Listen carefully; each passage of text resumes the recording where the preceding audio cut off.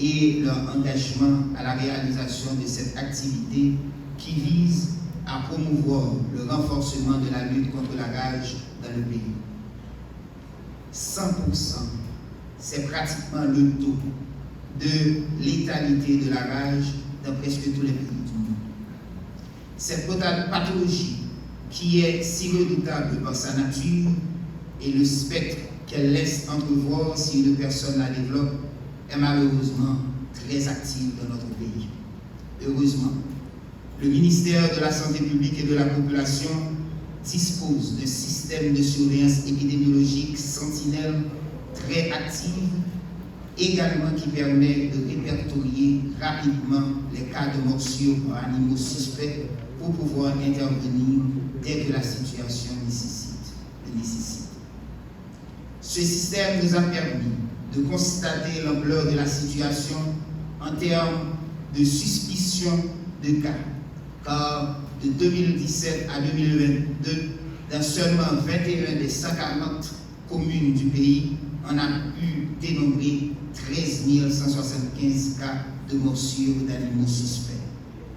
À partir de 2017 également, le laboratoire national s'est doté de technologies lui permettant de détecter le virus rabique, ce qui nous a permis de confirmer à date 19 cas de mort par rage en Haïti.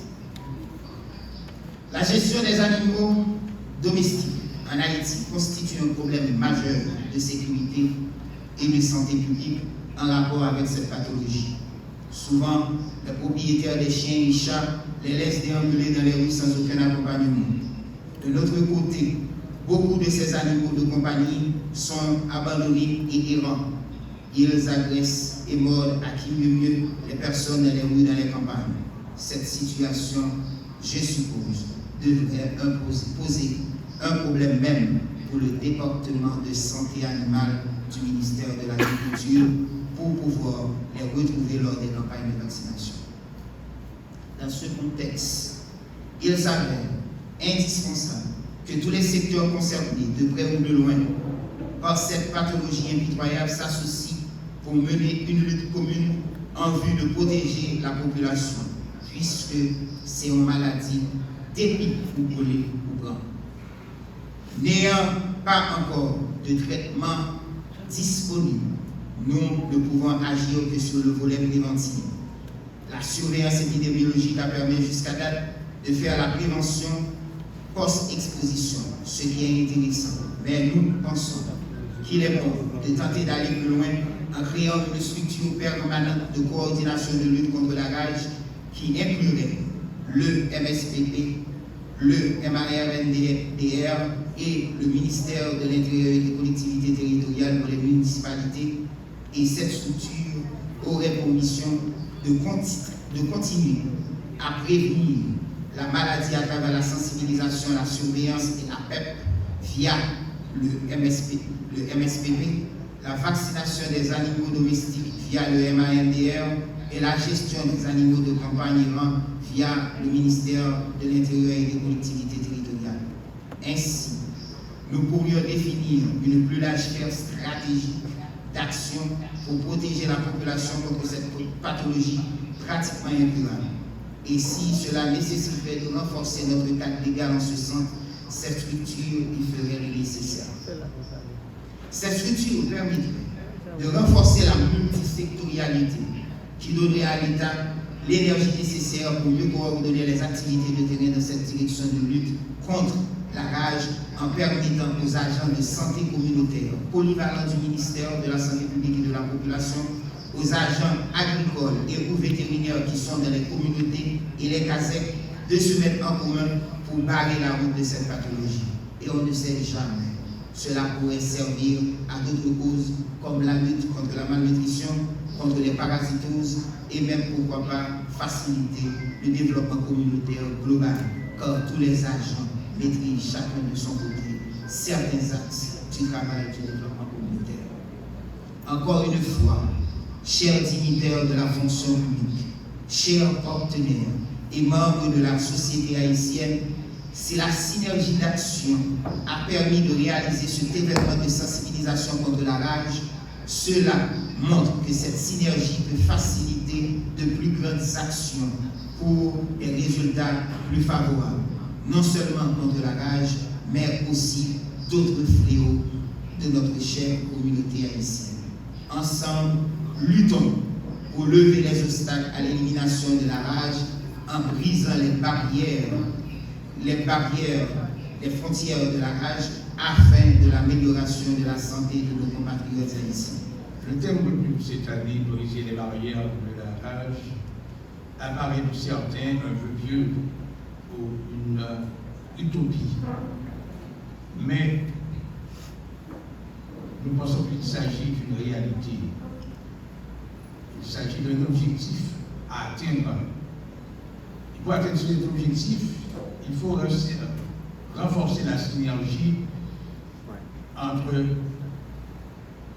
différents ministères, en particulier le ministère de l'Agriculture, des Ressources naturelles et du Développement rural, le ministère de l'Environnement, le ministère de l'Économie et des Finances, et cette conjonction d'efforts entre le ministère de la Santé et ces différents ministères, soutenus par les collectivités territoriales, devrait permettre de sensibiliser en amont la population sur cette problématique mondiale qu'est la rage animale associée à la rage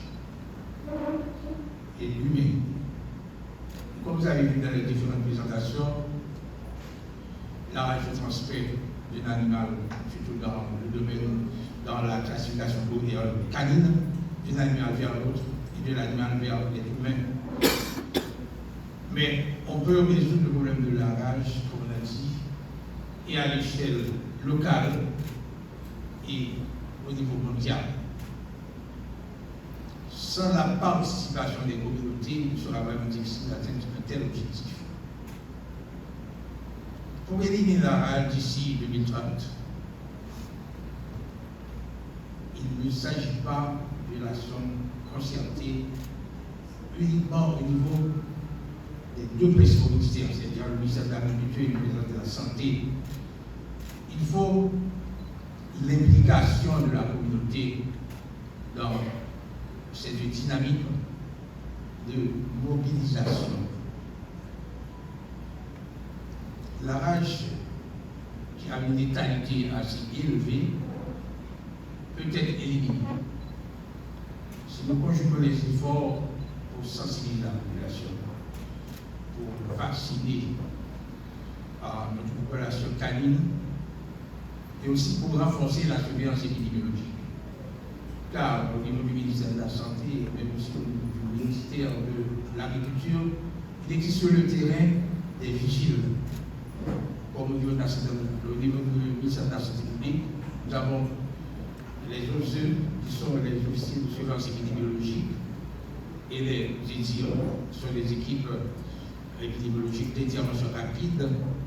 Et ces deux types de cas détectés sur le terrain peuvent amorcer l'alerte précoce qui doit déboucher sur une réponse effective.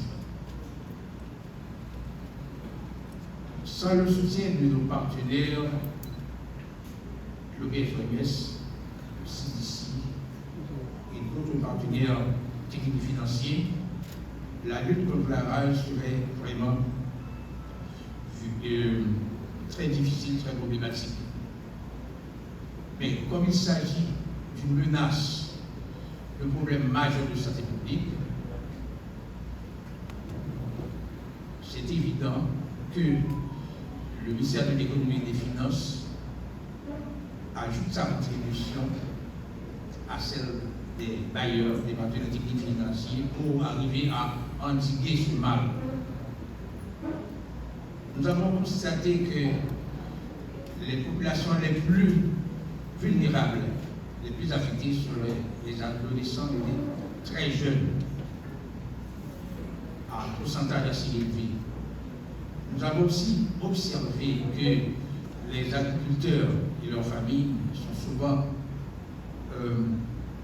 touchés par cette maladie. comme le disait bien Dr. Corville, c'est-à-dire nos agriculteurs vivent de proximité avec la population canine. Donc la transmission peut affecter la dissémination de la rage, peut affecter des populations d'agriculteurs et la mobilité, c'est-à-dire qui va des agriculteurs à la population urbaine,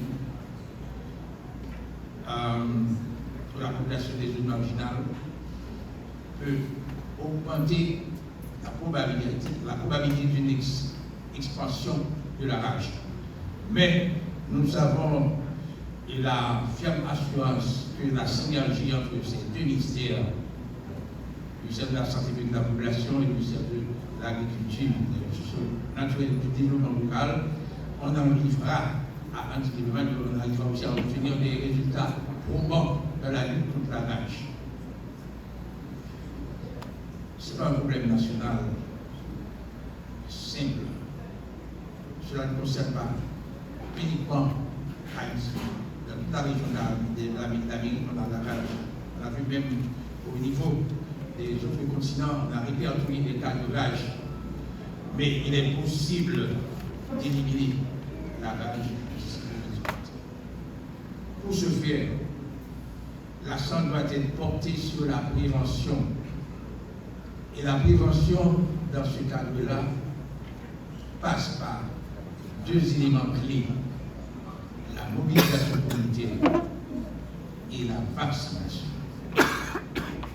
Si nous renforçons nos efforts conjoints en mobilisation à travers les collectivités territoriales, les organisations de base et la vaccination, en augmentant les capacités opérationnelles du ministère de l'Agriculture pour vacciner beaucoup plus de chiens et d'autres animaux qui sont affectés par la transmission animale, on arrivera vraiment à éliminer, comme c'était le cas au Batémara, comme il l'avait signalé. En cette occasion spéciale de la journée mondiale de la rage, nous devons nous engager à briser l'échelle de la rage. Et nous pouvons y arriver.